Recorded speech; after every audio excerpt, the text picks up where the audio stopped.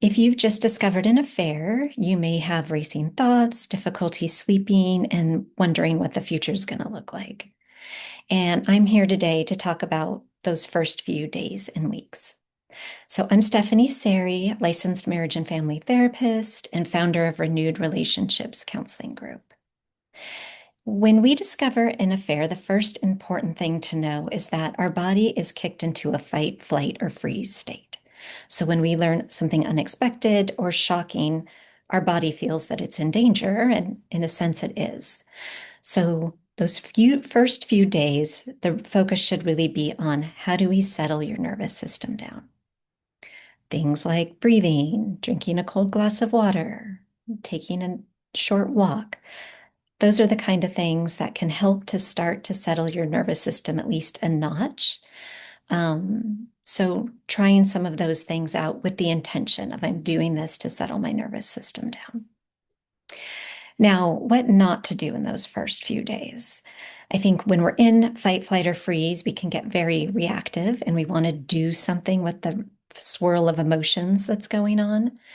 But usually things like making decisions, posting things, letting people more into what's happening than you're comfortable with can often be things that we regret a little bit later when our system does start to slow down.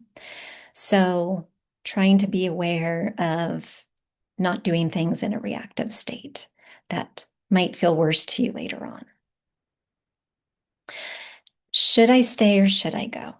That is often a question that feels extremely urgent and front of mind, understandably. And to be honest, there really is not a way to know that in most cases right away. Until we again let our nervous system slow down and actually process all of the conflicting emotions going on, making any big decision is really not helpful.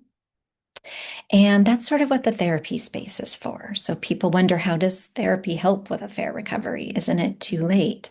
But no, actually, therapy provides a structured space to talk through and process all of the emotions that are happening. It can be done as a couple or an individual, but I think that support is really necessary to help make a very clear and resolved decision about next steps.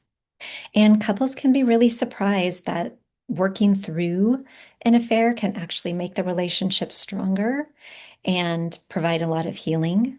So that is absolutely possible. But even if it doesn't look like it's possible to save the relationship, learning how to end a relationship in a more resolved and healthy way is very important. So I hope these tips help a little bit. I know it's a really hard time. We provide therapy in person at our Danville office and online from anywhere in California. So if you'd like to connect with us, you can go to renewedrcg.com for Renewed Relationships Counseling Group. And also down below, I have a link to our website. We offer a free 20-minute video consultation to talk more about what's happening and see if we can help. All right, well, take good care. Bye-bye.